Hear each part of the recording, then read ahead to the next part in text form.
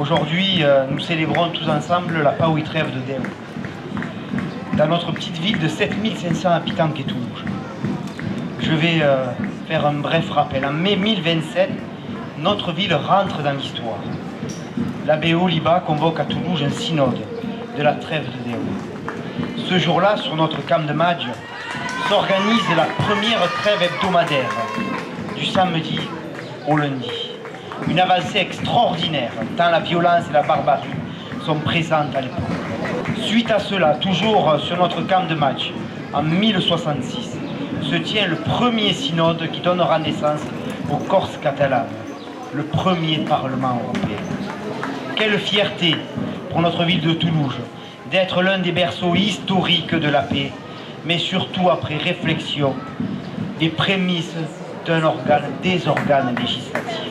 Les valeurs de Pau y Trève et celles de l'olympisme se rejoignent. Toutes deux appellent à la cessation des hostilités, au respect mutuel et à la construction de ponts entre les peuples. Elles nous rappellent que malgré nos différences, nous partageons tous un désir de paix et de fraternité. Ensemble, engageons-nous à perpétuer cet héritage de paix et de solidarité, tant sur le terrain olympique que dans nos vies quotidiennes. Souvenons-nous que la paix est un bien précieux à protéger et à cultiver pour le bien-être de tous les êtres humains, aujourd'hui et pour les générations à venir. La paix, la Pau, en ce lieu du camp de Madge, nous venons la rappeler et peut-être même la rechercher, car nous en sommes malheureusement tous témoins. Elle tend parfois très rapidement à disparaître, non seulement en d'autres pays, mais parfois tout près de nous, dans des conflits que nous pouvons connaître. Elle est donc souvent mise à mal, et lorsqu'elle disparaît, nous souffrons. Comment pourrions-nous vivre sans elle? Elle nous donne la possibilité de vivre ensemble. Elle nous donne l'unité, sans effacer nos différences, sans limiter notre liberté. Quelle est belle cette paix si chère à nos cœurs et que nos illustres ancêtres ont recherchée avec ardeur en ce lieu. Pour nous chrétiens, c'est en Jésus-Christ que nous trouvons la force d'en vivre. Pour tout homme, quelles que soient ses convictions, c'est à la racine de notre cœur que naît la paix, qu'elle prend sa croissance, qu'elle s'envole dans des réalisations concrètes, comme la Pau y Trève de Deo, par exemple. Que l'exemple donc de l'abbé Oliba, de tous ceux qui ont ici posé une fondation solide pour la paix, nous enseigne, nous fortifie, nous conduisent à en faire de même, chacun selon ses moyens. Recherchons la paix, vivons la paix. Merci, Monsieur le maire, et tous ceux qui entretiennent ici avec ardeur et dans la joie cette flamme de la paix, ici chez nous, à Toulouse. Merci.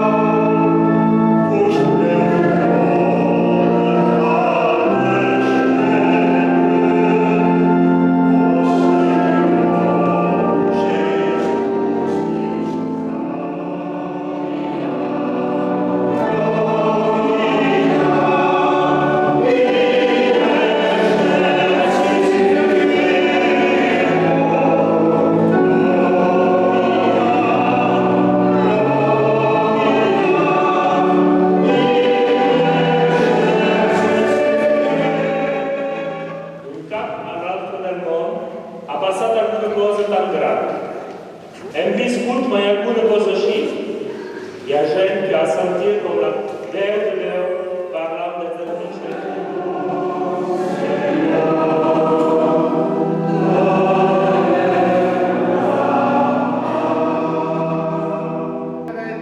Ponte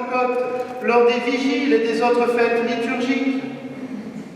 De même, il est question de la protection des ecclésiastiques, des chrétiens en prière, des familles, des femmes, et bien sûr, de la protection de tout ce qui se trouve à 30 pas de distance autour d'une église, périmètre bien connu en notre département, qui va nous donner naissance à nos villages aux ruelles concentriques et étroites, les Seyères.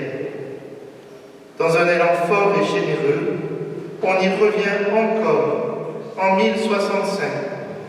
La paix ne peut jamais se satisfaire de ne pas être totale. Chers frères et sœurs, en ce jour de fête pour notre paroisse et pour notre communauté de paroisse qui a voulu prendre cet événement comme titre de communion, posons-nous cette question. Qu'est-ce qui a pu donner la force d'âme suffisante pour imposer la paix à ceux qui voulaient la guerre? Est-ce seulement la protection des biens matériels, un intérêt de ce monde? Je ne crois pas. Tous ceux qui se sont réunis autour de la table du camp de match pour rechercher la paix avaient un point commun. Ils étaient chrétiens. Certes, les seigneurs qui faisaient la guerre, sans nul doute, ils l'étaient également. Mais une différence est frappante. Certains vivaient de la foi de leur baptême, et les autres ont méprisé la foi de leur baptême.